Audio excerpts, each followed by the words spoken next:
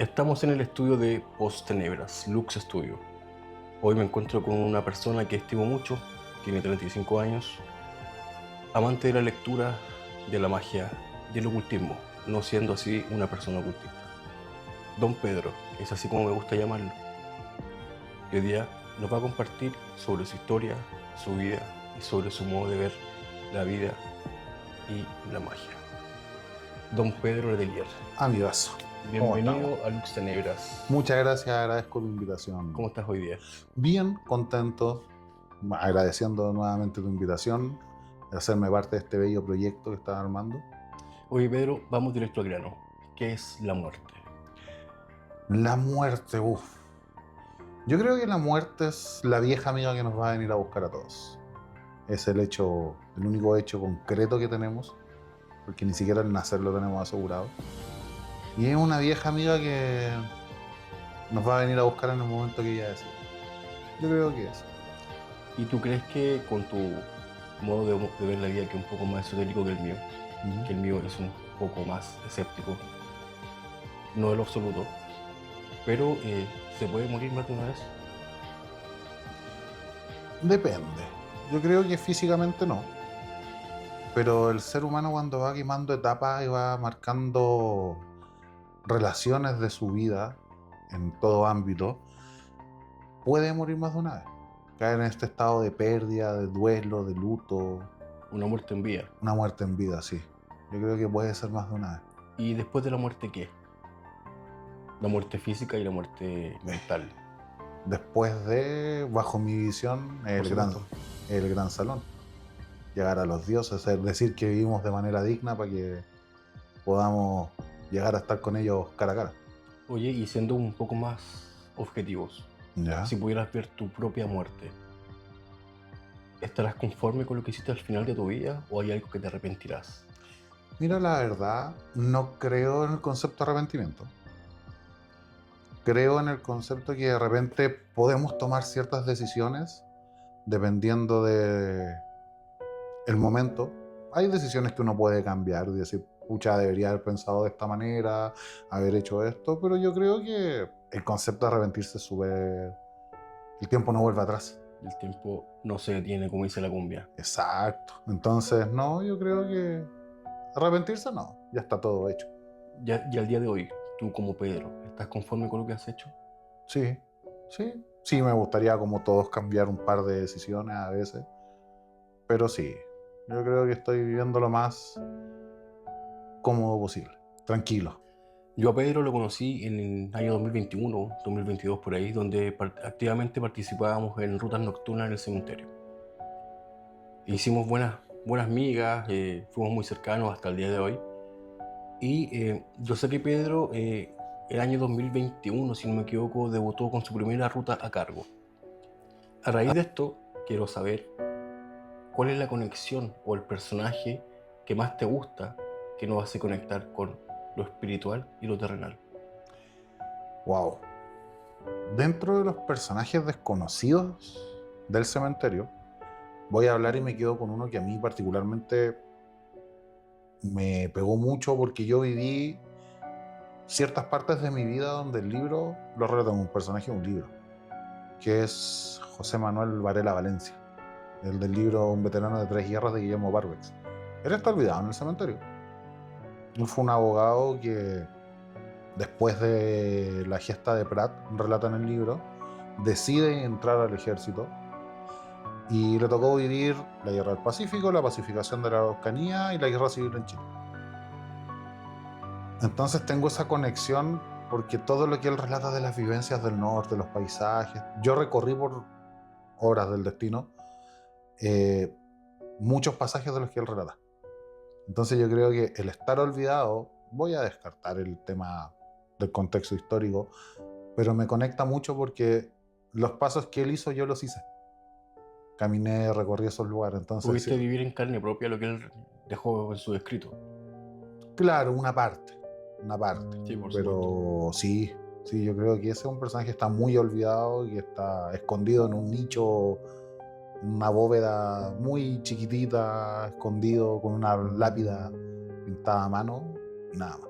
Oye, ¿y a raíz de esto, ¿qué será que los personajes quizás más importantes de nuestra historia desconocida que no están en los libros de los colegios, estas personas que son olvidadas, como tú mencionas, dejen un gran legado? Es que creo yo que es el concepto que pasa con la muerte al final. A todos nos van a olvidar dependiendo cómo vivimos. Da lo mismo si hicimos grandes cosas o no. Y a todos estos personajes se los consume el paso del tiempo. Hoy en día vivimos en una sociedad que le rinde culto a personajes. Sin ir más lejos, en la estación central tenemos un monolito, una especie de mausoleo o una gruta, no sé cómo llamarlo, tú eres el experto en el tema de animitas, que hasta el día de hoy sigue siendo un personaje que yo sé que a ti te marcó porque fue la primera ruta que te motivó a hacer esta ruta de animitas. O sea, Entonces, mi pregunta con respecto a ese personaje, ¿qué crees tú? ¿Por qué la gente a personajes completamente desconocidos les rinde culto? y yo creo que es parte de la transmisión oral, de la historia del boca en boca. Es que no, es que yo tengo a la prima, de la tía, de una amiga, de la sobrina que me ayudó, y la desesperación.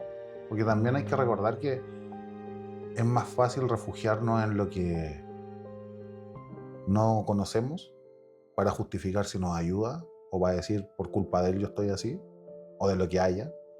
Entonces creo que es una mezcla entre una fe un poco desesperada y el relato de la gente. Porque todos tenemos eso, como te decía, el concepto del tengo una amiga, que tiene una amiga, que tiene una prima, que tiene una tía, que fue y que le pidió, no sé, que sanara al niño que se dobló la pierna, y obviamos que hay médicos, que gente que estudió y que el cuerpo se recupera. Por eso al comienzo de este espacio hice el nexo entre lo terrenal y lo espiritual. Y a ti, como Pedro, en lo personal, ¿cómo te marcó Romualdito en tu vida? Fue mi primera ruta. Es un cariño especial. Lo reconozco, nunca le he ido a pedir algo, pero es la primera ruta que yo diseñé. Ese proyecto es como la guagua que tú la empezás a ver en caminar y empezás a ver que funciona. Entonces, en ese sentido, sí, me pegó bastante bien, porque me pude aventurar a un mundo que es muy chistoso, pero yo lo veía muy desde lejos, pero que sí podía ser parte de él. Pero desde chico no escuchaste que existía una persona que hacía milagros. La verdad no. La verdad que no. No te voy a mentir. O sea, hay una etapa en mi vida que yo empiezo a relacionarme mucho con el ocultismo. ¿Ya? Mucho, mucho, buscando explicaciones propias. ¿Desde qué edad? 14, 15, empecé a leer libros, uno de los primeros libros que leí fue Allan Kardec, con la guía de los espíritus. Y me empecé a nutrir, pero porque yo quería buscar respuestas por una pérdida personal. No quería, nunca pensé en verme a futuro trabajando, si se puede decir, por ponerle un nombre, haciendo rutas. No, fue solamente el buscar explicaciones. Siempre escuché que lo típico cuando va la mamá a comprar regalos de fin de año, no, es que aquí hay una persona que hace milagros, como dice Claro, la la gente. creencia popular. Y el Claro. boca a boca, como tú mencionaste. Ahora pasando a otro tema, hoy en día, Pedro, ¿en qué se encuentra? ¿En qué está? Uy, ¿en qué estoy? Bueno, como siempre digo, de día en el trabajo como todos los mortales, aprendiendo. Estoy tomando clases con una institución en México sobre alta magia, conceptos así. Y estoy con un proyecto con mi pareja, que es una tienda para surtir de insumos para distintos tipos de público, mazos de tarot, saumerios, altares, y terminando mis estudios pensando en quizás empezar a dar clases yo, después de mi formación. A raíz de lo que me cuentas de buscando explicaciones ante una pérdida, que quizás nuestros padres en esa época no tenían las condiciones económicas para poder pagar a un psicólogo o buscar ayuda externa, eh, ¿cuál fue tu motivación para que hoy en día tú seas un guía turístico del necroturismo? Mira, la verdad, es una mezcla entre uno buscar respuestas y yo creo que también los azares del destino. Estaba en una época de la vida que literal no tenía nada más que hacer que trabajar, no te voy a mentir. Y se me dio la chance de llegar a una locación X, que ya no funciona hoy en día, porque yo literal conocía al amigo que era el que administraba el lugar. Y llegué, oye, ¿qué tenéis que hacer hoy día? No, tengo ruta. Ah, ¿qué es eso? No, esto ya. Yo te voy a ayudar. Sin un coste económico, nada. Y así empecé. Conocí también a uno de mis grandes amigos, también al José. ¿Tú te acuerdas de don Sí. José? Y él me empezó a llevar también y a agarrarle ese gustito a todo este mundillo hasta cuando llegó la pandemia, que nos suspendimos todo. Y después se dio la opción de que me dijeron, vuelve con nosotros pero al cementerio. Y ahí ya me di cuenta Era tu que nicho. Literal. claro, Literal literal era mi tu nicho. Oye, y hablando de la ruta del cementerio, las largas caminatas en la noche, yo un día de puro aburrido calculé y se camina entre 4 kilómetros a 4 kilómetros 8 más o menos. Sí. Son 3 horas y un poquito más de caminata. ¿Cuál ha sido la mejor lección que te ha dejado el cementerio de noche? Amar el silencio. Es un silencio único. Entenderlo, Entenderlo, que sí. el silencio te abrace. Escuchar el silencio. Es uno de los conceptos que yo trabajo con fotografía en frío perpetuo, Ujú. porque siento que el silencio habla mucho más de las acciones y las palabras de buena crianza que cualquier persona te pudiese decir en la vida. Sí. Y en eso contigo estoy de acuerdo. Yo creo que el silencio, y siempre se lo dije a mucha gente cuando iba de noche, que si uno se sentía incómodo en el cementerio de noche estando en silencio, es porque su conciencia estaba mal. Exacto. Y el tiempo me terminó dando la razón, sin ser un especialista en salud mental.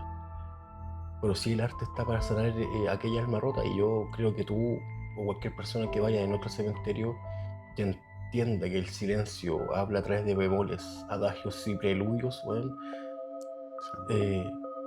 sana. Y a raíz de eso me gustaría preguntarte cuál ha sido la peor experiencia paranormal que viviste. Yo he vivido muchas cosas paranormales, me mantengo firme en mi posición de siempre, pero quiero saber tu experiencia. Mira, la verdad, dentro de este andar entre nicho y bóveda, creo que una de las mejores, obviamente es la que nos pasó a los dos, Sí. cuando cruzamos Pabellón 50, y lo peor, lo más chistoso de todo, ni siquiera retando el destino. Tú te recordarás mucho haciendo una grabación Sí. y empezar a escuchar cadenas y cómo golpeaban, fue estando solos a las Era cerca de medianoche. casi 12 de la noche, Sí. no había nadie, y escuchar eso, esa fue una. Y también una que estábamos en Pabellón 50 haciendo una actividad con 3 clientes y me pusieron un empujón. Y esa también fue así como, ya pueden tocar, pueden llegar a un paso más allá si es que quieren. Pueden materializarse. Claro, pueden hacerse presentes en este plano de esta manera. Yo creo que esas son las dos que van ganando en cementerio.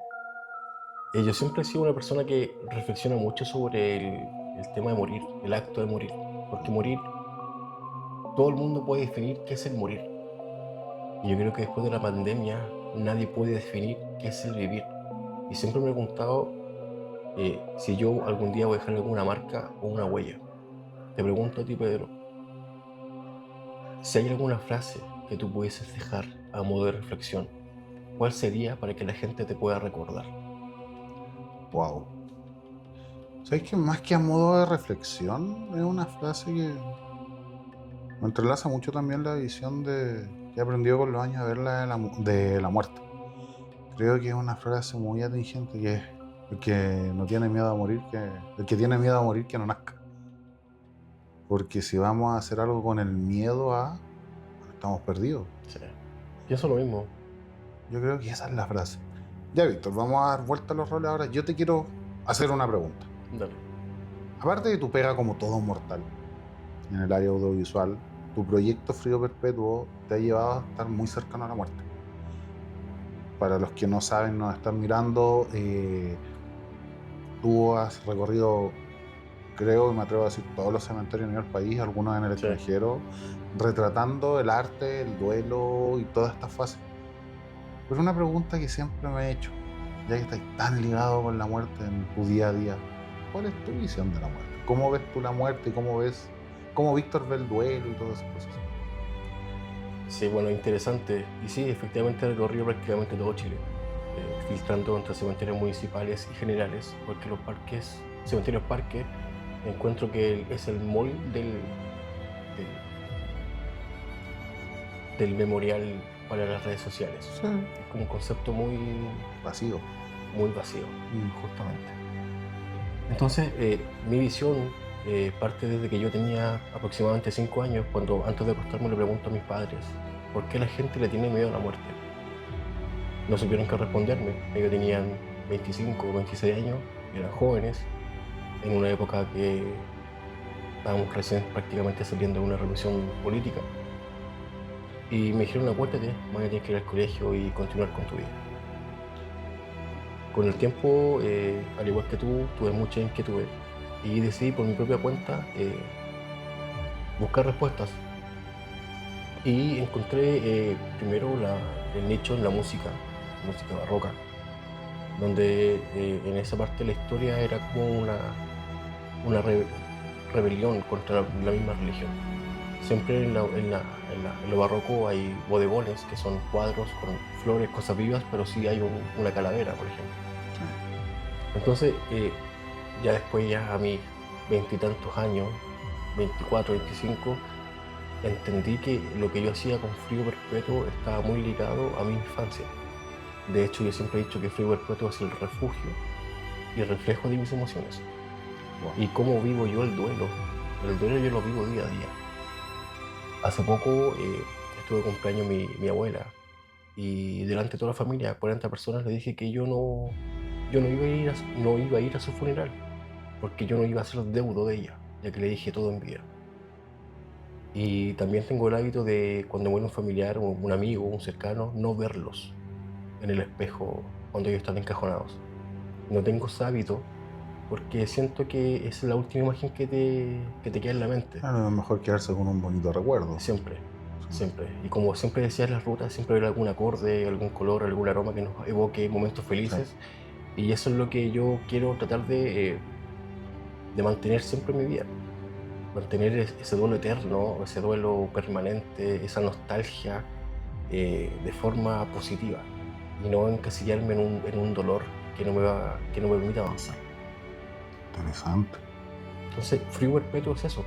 Frío perpetuo es el duelo diario de que te echen de la pega, tus heridas de infancia con tus padres, con tus hermanos, con tus relaciones de pareja, relaciones de amigos, porque el duelo no es solamente pérdida, una vida que se va, sino que es el día a día. Ujú. Correcto.